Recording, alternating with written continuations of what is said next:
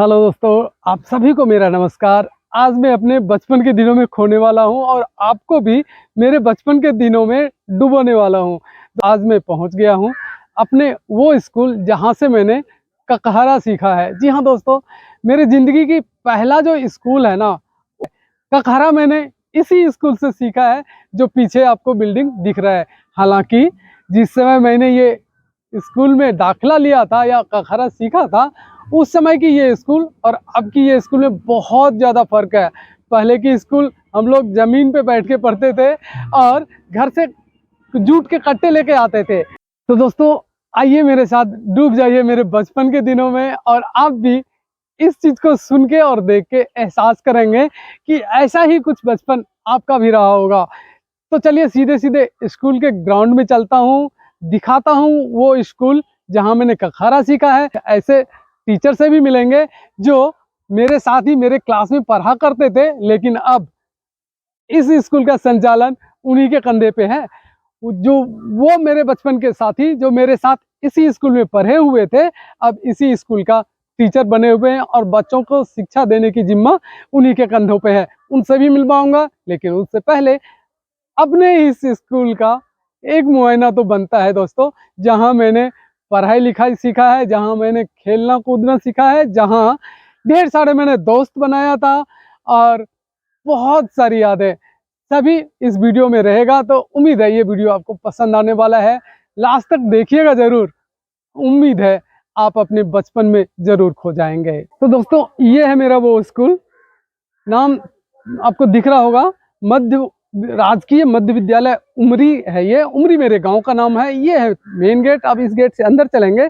इससे पहले कि मैं गेट से अंदर जाऊं, आपको दिखाता हूं कि स्कूल के बाहर का नज़ारा क्या है। ये चारों तरफ खेत ही खेत, का दुका मकान, और इस खेत के अलावा यहाँ पे ढेर सारे आम के बागान हैं जो उस समय भी हुआ करता था, और कुछ बकरियां। तो इस आम के बगीचे से भी काफ़ी लगाव है। हम लोग स्कूल बंक करके या स्कूल से 10 मिनट या टॉयलेट के बहाने निकलते थे और इस आम के छोटे छोटे खट्टे मीठे आम तोड़ते थे या चुनते थे और खाते भी थे। तो इनके साथ ही बहुत सारे यादें हैं। अब चलिए सीधे सीधे स्कूल के अंदर प्रवेश करते हैं। कभी ये स्कूल पूरा कच्चा हुआ करता था। जब हम लोग पढ़ते थे ना, तो ये स्कूल बिल्कुल कच्चा हुआ करता था, खपरेल का हुआ करता था और एक ऑफिस जैसा था। जो ये वाला बिल्डिंग आपको दिख रहा है, ये एक पक्का ऑफिस टाइप का था बना हुआ, जहाँ हेड मास्टर साहब बैठते थे। और इधर का तो सब खपरेल ही हुआ करता था। कहीं इस तरह का पक्का मकान का तो नामो निशान नहीं था, जो आजकल चारों तरफ आपको पक्का मकान दिख रहा होगा। और यहाँ पे ना, यहाँ पे एक बहुत विशाल पाखर का पेड़ हुआ करता था। और वो पाखर का जो पेड़ था ना, उसके टहनी पे एक इमली का पेड़ जम गया था। जी हाँ दोस्तों, और वो इमली का पेड़ छोटा मोटा नहीं, इतना इमली का पेड़ बड़ा हो गया था कि उसमें भी इमली आने लग गए थे। एक बहुत विशाल मोटा सा पेड़ और उसके ऊपर इमली का पेड़। तो जो पाखर का पेड़ था ना, जब उसके पत्ते नए नए निकलते थे, तो उस पत्ते को भी हम लोग चबाते थे, खट्टा मीठा अच्छा लगता था। और जब इमली आता था, तो इमली को तोड़ने के लिए हम लोग जैसे तैसे उस पेड़ पे चढ़ते थे और इमली तोड़ के भी लाते थे। उस पाखर के जड़ में जो होल जैसा था, उसमें हम लोग यहाँ से मिट्टी लेते थे और उसमें मिट्टी ऊपर से डालते थे और नीचे से आटा बन गया कह के हम लोग खेलते थे। पूरे गांव में एक ही स्कूल है, गवर्नमेंट स्कूल, और इसी में सारे बच्चे पढ़ते हैं। अभी भी प्राथमिक शिक्षा यहीं से ग्रहण करते हैं। इसके बाद फिर ये 5वां तक था। अभी मुझे नहीं पता, मैं बात करूँगा यहाँ पे जो अभी शिक्षक मौजूद हैं, उनसे बात करूंगा कि ये स्कूल पहले 5वीं तक था, अब कितने तक हो गया है अपग्रेड होने के बाद। और उन दोस्तों से भी मिलाऊंगा जो हमारे साथ पढ़ते थे और अब इस स्कूल के संचालन की जिम्मेदारी उनके कंधा पे है। और केवल संचालन का नहीं, पूरे गांव और गांव के आसपास के बच्चों को नया भविष्य, सुनहरा भविष्य देने की जिम्मेदारी भी उन्हीं के कंधे पे है। मैं टीचर से रिक्वेस्ट करूंगा, क्योंकि वो मेरे दोस्त भी हैं, तो एक बार जाके क्लास में मुझे दिखाएं कि बच्चे अभी कैसे बैठते हैं, कैसे पढ़ते हैं।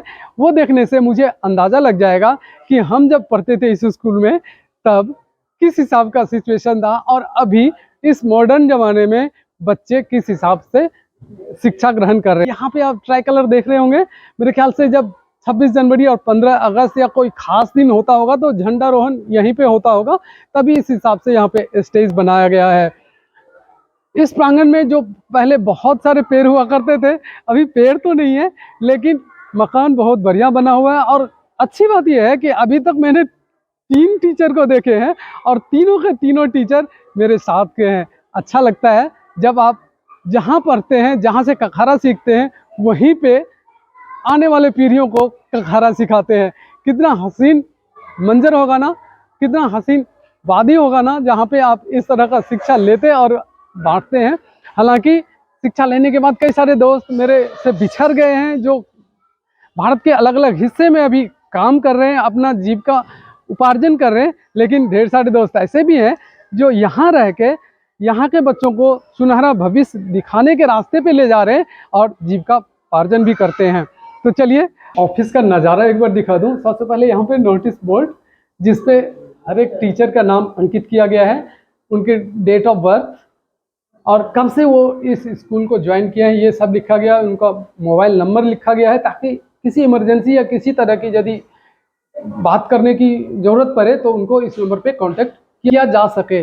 मॉडर्न स्कूल, मॉडर्न तरीके से, लेकिन जब कखारा मैंने इस स्कूल में सीखा था तब और अब बहुत ज़्यादा फ़र्क हो गया है। बहुत ज़मीन आसमान का फ़र्क आप कह सकते हैं, इतना ये स्कूल डेवलप कर गया है। सभी गणमान्य लोगों का तस्वीर यहाँ इस स्कूल में मौजूद है और मौजूद हैं कुछ शिक्षक महोदय भी, जो मेरे साथ ही कखारा इसी स्कूल में सीखे थे और ऊपर वाले ने उनको इसी स्कूल में आसपास के बच्चों को नया भविष्य, नया रास्ता दिखाने का जरिया भी चुना है।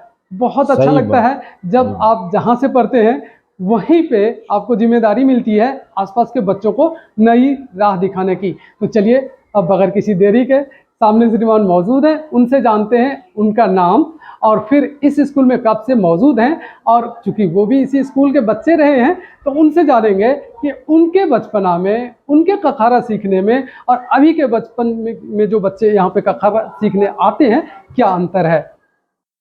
सर सबसे पहले तो बहुत बहुत स्वागत है आपका मेरे YouTube चैनल पे, जिसका नाम है बबलू के ब्लॉग्स। सर मैं तो आपको बाय नेम जानता हूं क्योंकि आप और मैं एक साथ ही कखारा इसी स्कूल में सीखा था, लेकिन मेरे YouTube फैमिली को आपका नाम नहीं पता है, इसलिए सबसे पहले अपना एक छोटा सा परिचय दे दीजिए। मैं अनवर अहमद, वैसे तो हमें राजू सर जी के नाम से जाने जाते हैं और यहाँ प्रमोशन होकर के राजकीय जालपा मध्य विद्यालय से 29 अगस्त 2022 को यहाँ प्रधानाध्यापक में हमारी पोस्टिंग हुई।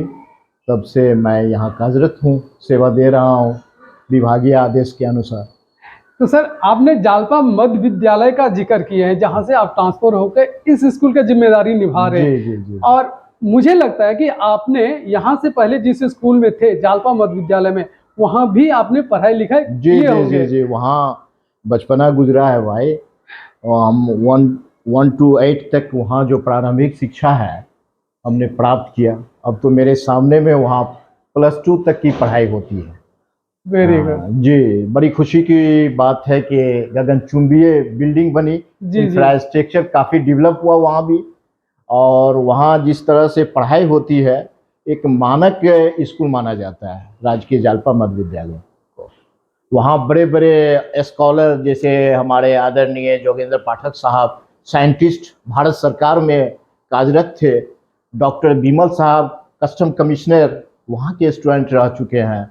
Doctor F Rahman FRCS London वहाँ के स्टूडेंट रह चुके हैं। चुनचुन झा साहब कलेक्टर वहाँ के राजकीय जालपा मध्य विद्यालय के स्टूडेंट रह चुके हैं। इसलिए वो मानक स्कूल माना जाता है, मॉडल स्कूल माना जाता है। हम लोग वहाँ स्टूडेंट रहते हुए बाद में भगवान ने चाहा तो वहाँ के एक शिक्षक बनने का मुझे गर्व प्राप्त हुआ। तो दोस्तों आप सुन सकते हैं, सर बता रहे हैं कि जिस स्कूल से हम पढ़े हैं ना, उसमें मेरे जैसा एक मिडिल क्लास ही नहीं, अपर क्लास के भी ढेर सारे बच्चे हैं जो पूरे जिले की जिम्मेदारी तक निभाते हैं। ऐसे लोग उस स्कूल से पास आउट हुए हैं। और इस स्कूल में सर यदि मैं बात करूं तो हम लोग जब पढ़ते थे ना, तो एक टाट के बोरी सा लाते थे, उस पर बैठते थे और उसी पे पढ़ते थे।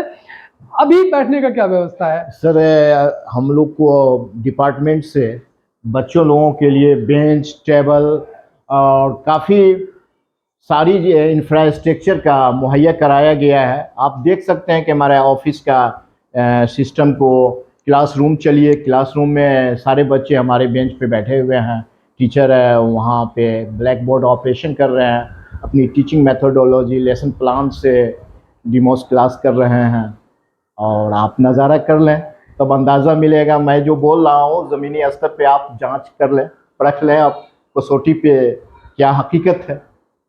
दोस्तों, भले ही हमारे स्टेट को हिंदुस्तान का सबसे गरीब स्टेट का दर्जा मिला हो, लेकिन शिक्षा स्तर यदि यहाँ देखेंगे ना, तो मुझे तो लगता है कि बड़े बड़े शहर को ये फेल करने के काबिल है, क्योंकि यहाँ का इंफ्रास्ट्रक्चर, बैठने का तरीका, पढ़ाने का सलीका, सब कुछ किसी भी मॉडर्न पब्लिक स्कूल को फेल कर सकता है। चलिए अब एक नज़र आपको अपने प्यारे से स्कूल के क्लासरूम का भी दिखाता हूँ आपको। तो फ्रेंड्स, जैसे कि मैंने आपको बताया था कि यहाँ जी इस स्कूल में जहाँ पे मैं अभी मौजूद हूँ ना, ये हमारे ज़माने में खपरेल का हुआ करता था और अब अच्छी खासी बिल्डिंग हो गया है। जहाँ पे हमारे ज़माने में हम नीचे फर्श पे टाट के बोरी बिछा के बैठते थे और पढ़ते थे, वहाँ पे आजकल के बच्चे किसी भी पब्लिक स्कूल की तरह बेंच और डेस्क, ऊपर पंखा चलता हुआ आपको दिख रहा होगा इस इंफ्रास्ट्रक्चर में। और यहाँ की बिल्डिंगों पर देख लीजिए कितना बढ़िया बढ़िया आकृति उकेरी गई है जो बच्चों को ज्ञान बढ़ाता है। यहाँ पे मानचित्र, तो वहाँ से फ्लावर से रिलेटेड, यहाँ से मानव शरीर का पाचन तंत्र को दिखाया गया है। और मॉडर्न बच्चे ब्लैक बोर्ड देख लीजिए कितना बढ़िया। पहले हमारे जमाने तो झूलने वाला एक ब्लैक बोर्ड हुआ करता था जिसको हम लोग कालिक से पोतते थे और फिर उसको सुखाकर टीचर लिखते थे। तो सर ये कौन सा क्लास है? 8 क्लास है सर। क्लास 8 है जी। जब हम लोग इस स्कूल से पढ़े थे तो ये स्कूल केवल 1 to 5 था। अब ये स्कूल कहाँ तक पढ़ाई? जी 1 से 8 तक है, अपग्रेड हो गया है ये उत्कर्मिक मध्य विद्यालय उमरी है, UMS उमरी। अच्छा, तो अभी 8 तक का हो गया। जी जी जी, हो सकता है भविष्य में हाई स्कूल भी 10 तक भी बन जाए, धीरे धीरे ये प्रोग्रेसिव करे। और बच्चों की क्या पोजीशन है? पब्लिक स्कूल यहाँ पे ज्यादा जगह जगह है, बावजूद इसके मुझे लगता है कि अपने इस स्कूल में अच्छा खासा स्टूडेंट की संख्या है। इसका क्या कारण हो सकता है? पढ़ाई अच्छी होती है, यहाँ के मैनेजमेंट स्किल अच्छा है, सारे टीचर हमारे क्वालिफाइड हैं, BPSC से आए हुए हैं। और यहाँ अपनी टीचिंग मेथोडोलॉजी, इनका लेसन प्लान, सारा पाठ्यक्रम वगैरह सारे इससे बच्चे को पढ़ाते हैं। जो गुणवत्तापूर्ण शिक्षा जो मिलनी चाहिए बच्चे को, क्वालिटी एजुकेशन, उसमें हम लोग पूरी कोशिश करते हैं ऑनेस्टी के साथ कि बच्चे तक हमारी शिक्षा की अलग जगह। दोस्तों, जैसे हेडमास्टर साहब कह रहे हैं, इनकी बात में बिल्कुल सच्चाई है।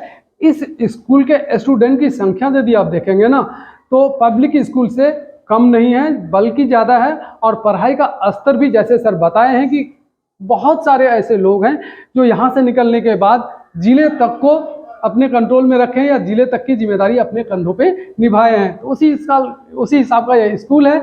आपने अपने स्कूल की पूरी प्रक्रिया मुझे बताए, आपने स्कूल की विजिट कराए, और सबसे अच्छी बात आप इस स्कूल से पढ़ के इस स्कूल की जिम्मेदारी अपने कंधे पे उठाए हुए हैं। और आप, मुझे उम्मीद है जैसे कि आपने जालपा मध्य विद्यालय का जिक्र किया था, उसी हिसाब का ये स्कूल के बच्चे भी आगे चल के गाँव, देश, राज्य का नाम रोशन करेगा। आपका बहुत बहुत धन्यवाद मेरे इस वीडियो का हिस्सा बनने के लिए। Thank you. वीडियो यदि अच्छा लगे तो दोस्तों कमेंट करके मुझे बताइएगा जरूर।